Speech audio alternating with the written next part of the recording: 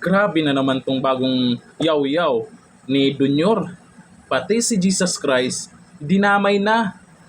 Dinamay na sa kwento niya. Pero yung kwento, sabi ng iba, may pambubudol pa. Kasi yung kwento mukhang hindi natin alam kung kapanipaniwala. Tapos isiningit yung Jesus Christ. Nako po, ano nang nangyari? Wala bang nagpapayo or sumisita dito kay Dunyor pag nagsasalita? O hinahayaan na lang siyang magsalita kung ano-ano yung sasabihin?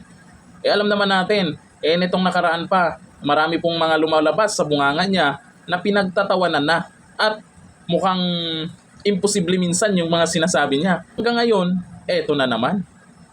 Ito ang sinasabi nilang, itong bago naman, parang sinasabi nilang bastos daw or kung ano man yung sinasabi nila kasi Jesus Christ na po yung dinadamay dito sa sinasabi niya. Ito, panoorin natin ang video. Mga picture lamang ang nakita mo, ibang-iba talaga pag nakita mo gaano kakapal ito.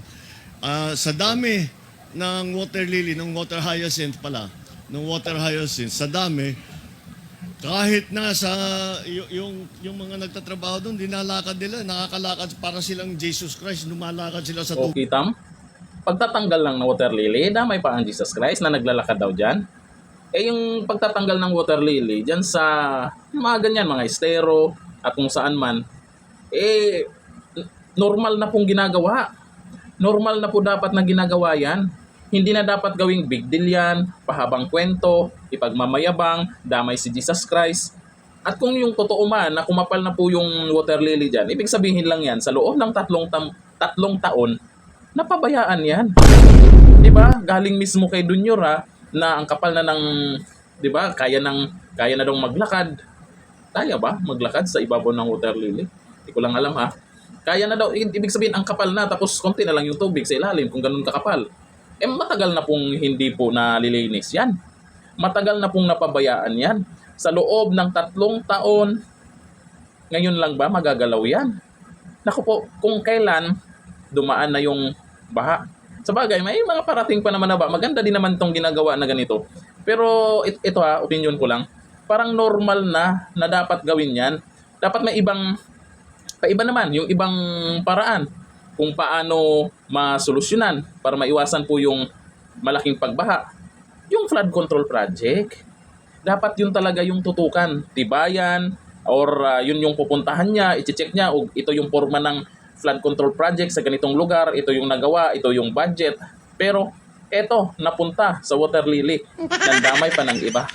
Pero ayon po dito kay Bernardino Panolino, hindi kwento BBM solusyon ang hinahanap ng tao. Yun nga Yang gawain na yan, dapat hindi na idaan sa mahabang kwentuhan. Tingnan nyo sa pagkakwento. Mayroon na namang nasilip yung mga netizen. Nasita na naman. Sabi ni Arthur Ramos, storytelling. Tingnan nyo. Parang nadala na yung mga tao sa haba ng kwento. Dapat yung resulta, dapat pinakita. Ang maganda kasi dyan, dapat kahit hindi na magsalita yung Pangulo, kung talagang pinagawa niya, pinakita yung before and after. Parang ganun ba? Before, ganito, after, kagaya sa Dolomite. Sa Dolomite Beach, may before or after tayong nakikita. Doon sa mga hindi nakakaalam puno sa basura yun. Ngayon, ang linis na. Ang dami pang tumatambay, nagre-relax dyan Pero pinag-initan pa ng iba. Anong gusto nyo? Yung dati na puro basura? Kami nga pag dumadaan dyan, nangangamoy talaga. Ngayong malinis na at ang sarap pang tambayan, pag-initan pa. Yung mga ganun before and after ba? May kita natin yung resulta. Ito, kwento. Ito, sabi po ni Miguel Lee Ligardia. Komo na po ginagawa ng mga nagdaang presidente yan. Yun nga. Gawin nyo po para maiba talaga kayo sa mga nagdaang presidente, ayusin ang flood control sa buong bansa at panagutin na ang mga kurap pagdating sa flood control sa nagdaang 3 taon.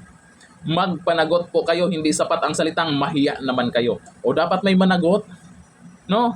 Ang nangyayari kasi, yung flood control project, alam naman siguro natin na meron talagang anomalyang nangyayari dyan. Dapat may managot dyan, no? Baka naman pag kakampi, yung napatunayang magna, baka naman hindi managot. Sana seryoso po ang ating mahal na Pangulong Bongbong Marcos diyan sa sinasabi niyang mahiya naman kayo. Dapat mahiya naman tayo. Yung mga ganun ba, magpakumbaba siya dahil mga tauhan niya. Yung mga sangkot siguro, hindi natin alam kung sino talaga. Malay mo, Eh yung mga nasa harap niya, sino-sino ba yung mga nasa harap niya habang nagsasalita siya? Dapat mahiya naman tayo sa taong bayan. Yung mga ganyan, mas ma-appreciate pa ng karamihan. Sa bagay, yung tungkol sa flood control project, darating din tayo dyan. Nandiyan na po si Senator Marcoleta sa Blue Ribbon Committee. Malamang mapag-usapan yan. Hanggang dito lang, thank you. Bye-bye.